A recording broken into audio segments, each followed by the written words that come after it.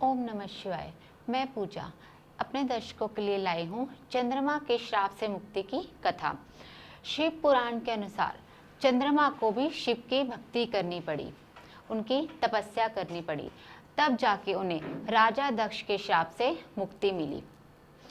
कथा ऐसी है, कहते हैं ब्रह्मा जी के पुत्र दक्ष राजा बहुत बड़े राजा थे। उन्हें पर्यावरण में जीव जंतु और सृष्टि से बड़ा ही लगाव था, इसलिए वो सबसे ज़्यादा यज्ञ कराने वाले राजा माने जाते थे, क्योंकि पर्यावरण को यज्ञ के द्वारा ऑक्सीजन मिलती है। कहते हैं राजा दक्ष की 27 पुत्रियां थीं। उनकी सबसे बड़ी पुत्री का नाम अश्विनी था। एक बार 27 की 27 पुत्रियां भ्रमण करते हुए वन में गई और उन्होंने वहां पर चंद्रमा की कांति और उनके रूप को देखा, जिससे वह बड़ी ही आकर्षित हो गई और उनके मन में चंद्रमा से विवाह के लिए आया। तब उन्होंने राजा दक्ष प्रजापति को कहा कि हमें चंद्रमा की कांति बड़ी ही भा गई है, हम सब बहनें उन्हीं से विवाह करेंगी। तब राजा ने उन्हें समझाया कि तुम सब बहनों का विवाह चंद्रमा के साथ नहीं हो सकता, क्योंकि तुम सब सगी बहनें हो।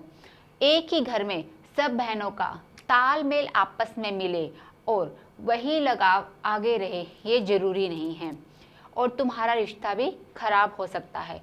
लेकिन उनकी पुत्रियों ने उनकी बात नहीं मानी, वह तो चंद्रमा से विवाह के लिए अड़ी रही।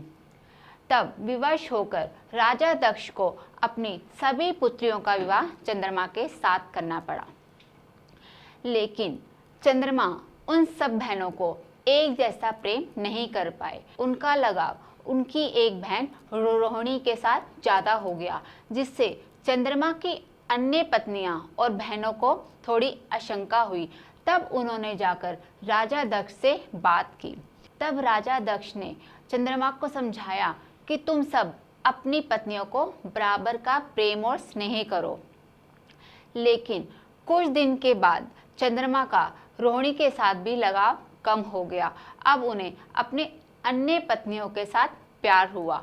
इस बात का पता जब राजा दक्ष को चला, तब उन्होंने क्रोध में आके चंद्रमा को श्राप दिया कि जाओ, तुम्हारी सारी क्रांति धूमिल हो जाए और तुम क्षय रोग से पीड़ित हो जाओ। ऐसा श्राप पाते ही चंद्रमा की सारी क्रांति धूलित हो गई और वह क्षय रोग से पीड़ित हो गए।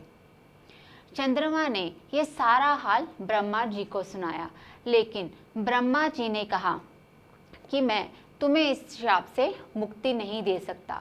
अगर कोई तुम्हें इस श्राप से मुक्ति दे सकता है तो वह केवल देवाधिदेव महादेव, क्योंकि राजा दक्ष को अगर कोई बस में कर सकता है तो वह सिर्फ शिव हैं। तब चंद्रमा ने शिव की तपस्या करने के लिए एक शिवलिंग की स्थापना की और उनकी तपस्या करने लगे। कितने ही वर्ष बीत गए। तब शिव ने उन्हें दर्शन दिए और कहा, चंद्रमा बोलो तुम्हें क्या वरदान चाहिए। तब चंद्रमा ने कहा, मैं क्षय रोग से पीड़ित हूँ, पहले कृपा करके मुझे एक स्रोत से मुक्त कीजिए। चंद्रमा ने सारा विधान, सारी बात शिव जी को बताई। तब शिव ने कहा, जिसने तुम्हें श्राप दिया है वह कोई साधारण मानव नहीं है, जपी तपी और तपस्या के राजा दक्ष प्रजापति हैं। मैं भी तुम्हें उनके श्राप से सीधे सीधे मुक्ति नहीं दिलवा सकता। हाँ, शुक्ल पक्ष के दिन, जिस दिन मेरी शक्ति का प्रभाव तुम पर पड़ेगा, तब तुम्हारी क्रांति धूमिल नहीं होगी, बाकी अन्य दिन तुम्हारी क्रांति धूमिल ही रहेगी। इस प्रकार चंद्रमा को शिव के प्रताप और उनके आशीर्वाद से क्रांति मिली।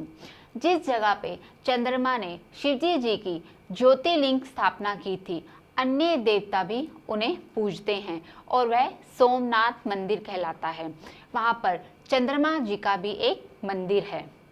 ये थी आज के अध्याय की कथा, जिसमें हमने चंद्रमा को श्राप से मुक्ति की कथा का वर्णन किया है।